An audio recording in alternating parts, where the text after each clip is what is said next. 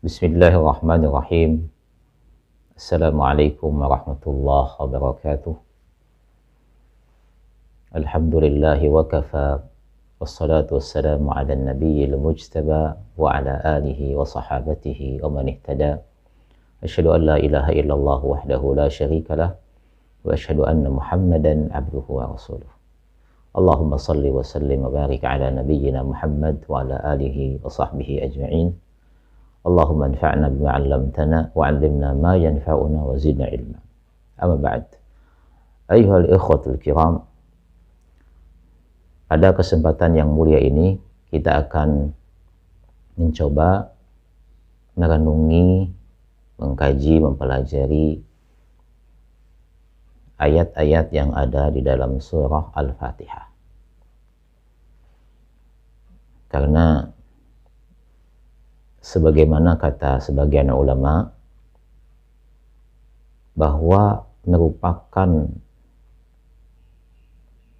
pendekatan diri yang sangat agung kepada Allah Subhanahu wa ta'ala adalah tilawatul Quran wa mudarasatuh, membaca Al-Quran dan mempelajarinya, memahami makna-maknanya untuk kita amalkan dalam kehidupan kita. Karena sebagaimana kita ketahui bersama bahwa Al-Quranul Karim adalah hudan lil muttaqin, petunjuk bagi orang-orang yang bertakwa. Maknanya kita akan disebut hamba-hamba Allah yang bertakwa apabila kita berupaya sekuat tenaga dengan memohon pertolongan kepada Allah Subhanahu wa ta'ala untuk mengkaji makna-makna yang ada di dalam Al-Quranul Karim, selanjutnya kita amalkan dalam kehidupan kita sebagai muslim. Pada kesempatan ini kita akan menyampaikan penjelasan salah seorang ulama, Syekh Dr. Bilal Al-Faris hafizahullah ta'ala. Beliau merenungi ayat-ayat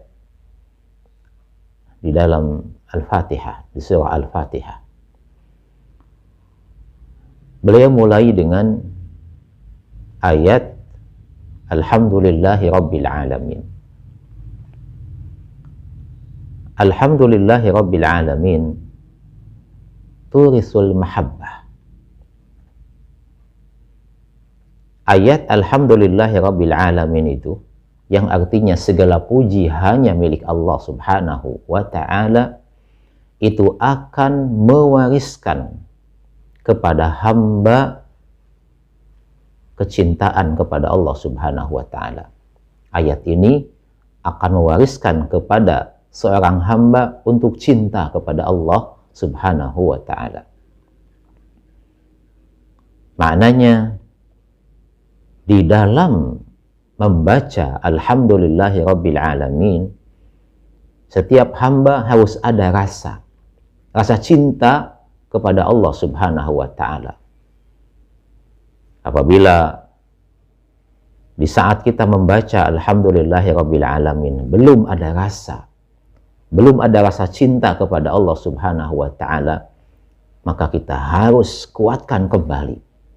Kita harus ulang-ulang kembali. Kita harus perdalam kembali. Supaya ketika di dalam membaca Alhamdulillahi Rabbil Alamin selalu ada rasa cinta. Selanjutnya, Ar-Rahmanir Rahim, yang maha pengasih, maha penyayang. Kata Syekh, ayat ini turisul raja, akan mewariskan kepada hamba rasa harap, berharap rahmat Allah Subhanahu wa ta'ala. Karena rahmat Allah Subhanahu wa ta'ala itu maha luas. Dan seorang hamba tidak boleh berharap kecuali kepada Allah Subhanahu wa ta'ala. Kemudian ayat yang ketiga, Malik Yaumiddin, Raja pemilik hari pembalasan. Kata Syekh, ayat ini Malik Yaumiddin turisul khasyah, akan mewariskan kepada hamba rasa takut kepada Allah Subhanahu wa ta'ala. Dari ayat-ayat tersebut, yang pertama tadi bahwa alhamdulillahirabbil alamin akan selalu mewariskan kepada kita rasa cinta kepada Allah Subhanahu wa ta'ala.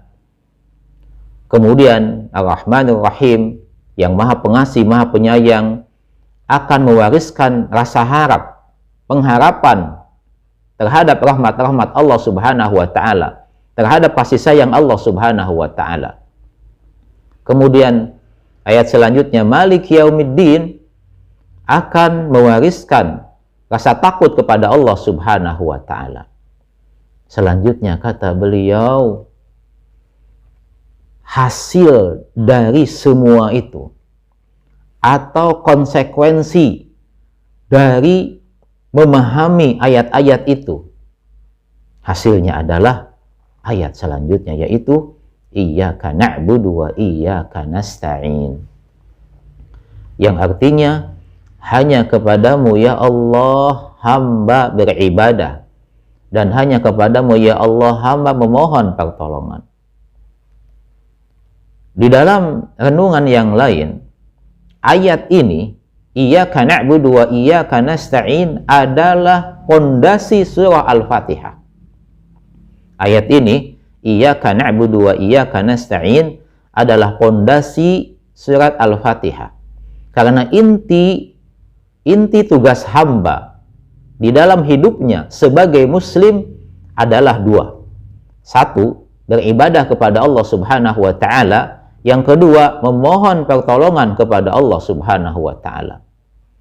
Memohon pertolongan kepada Allah Subhanahu wa ta'ala dimaknakan dengan bertawakal penuh kepada Allah Subhanahu wa ta'ala. Dan itu merupakan sifat seorang muslim. Sedangkan ayat-ayat sebelum iyyaka na'budu wa iyyaka nasta'in disebut muqaddimah, pembukaan yang terdiri dari pujian-pujian kepada Allah Subhanahu wa ta'ala, sanjungan-sanjungan kepada Allah Subhanahu wa ta'ala, pujaan-pujaan kepada Allah Subhanahu wa ta'ala.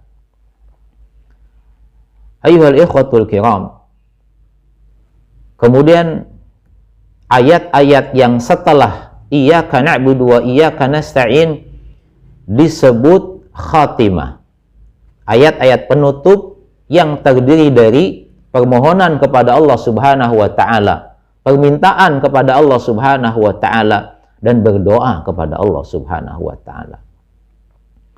Oleh karena itu, setiap muslim dan muslimah harus memahami hakikat tugasnya. Tugasnya di dalam hidup ini sebagai muslim adalah al-ibadatu wal-isti'anah, beribadah kepada Allah Subhanahu wa ta'ala dan memohon pertolongan kepada Allah Subhanahu wa ta'ala. Barang siapa yang dalam hidupnya dia penuhi dengan tunduk patuh kepada Allah Subhanahu wa ta'ala, taat kepada Allah Subhanahu wa ta'ala, dan memenuhi hidupnya dengan hanya memohon pertolongan kepada Allah Subhanahu wa ta'ala, maka dia telah sukses menjadi hamba Allah Subhanahu wa ta'ala. Jadi kesuksesan seorang hamba adalah apabila dia mengetahui tugasnya. Apa tugas hamba itu?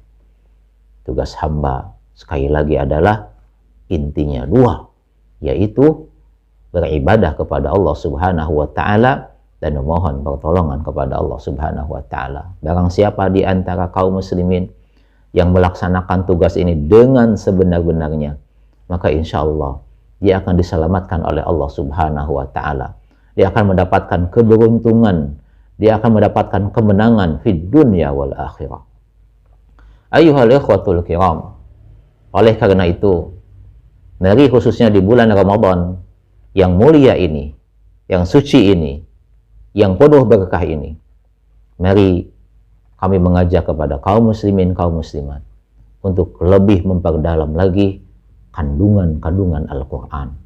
Sebab khususnya di bulan Ramadan ini kita dituntut yang pertama untuk memperbanyak tilawatul Quran dan juga mudarasatul Quran. Maksudnya adalah memahami, mengkaji, mempelajari, merenungi sampai kepada mengamalkan.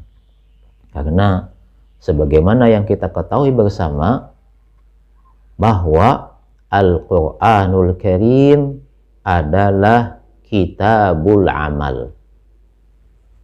Al-Quranul Karim adalah kitab praktis yang menuntut amal, bukan kitab sekedar untuk dibaca. Bagaimana? Apa kiranya apabila seseorang yang membaca Al-Quran, namun dia tidak mempelajarinya, tidak memahaminya, tidak mengkajinya, tidak merenunginya, lalu bagaimana dia akan memahami atau bagaimana dia akan mengamalkan? Padahal Al-Quranul Karim sebagai kitab praktis, kitabul amal, bukan sekedar kitab bacaan semata.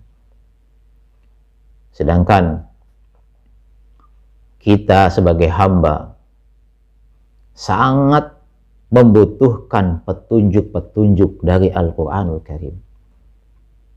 Jika kita tidak bisa mengambil pelajaran-pelajaran, nasihat-nasihat, wasiat-wasiat yang ada di dalam Al-Quranul Karim, kira-kira apa jadinya hidup kita ini?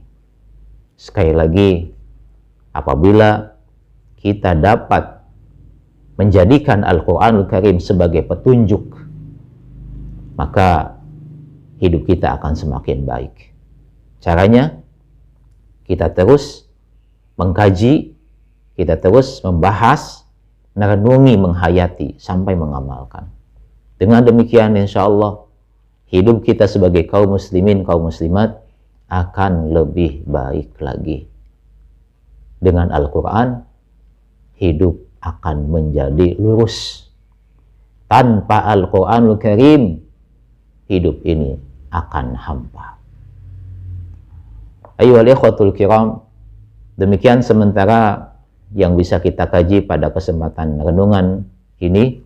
Insya Allah kita akan lanjutkan pada kesempatan-kesempatan yang akan datang. Semua yang benar hanya datang dari Allah Subhanahu wa Ta'ala, dan yang salah, yang khilaf dari saya pribadi dan dari syaitan. Astaghfirullahaladzim wa atubu ilaih. Subhanakallahumma wa bihamdika asyhadu an la ilaha illa anta astaghfiruka wa atubu ilaik. Wa sallallahu wasallam wa baraka ala nabiyyina Muhammad wa ala alihi wa sahbihi ajma'in. Walhamdulillahi rabbil alamin. Assalamualaikum warahmatullahi wabarakatuh.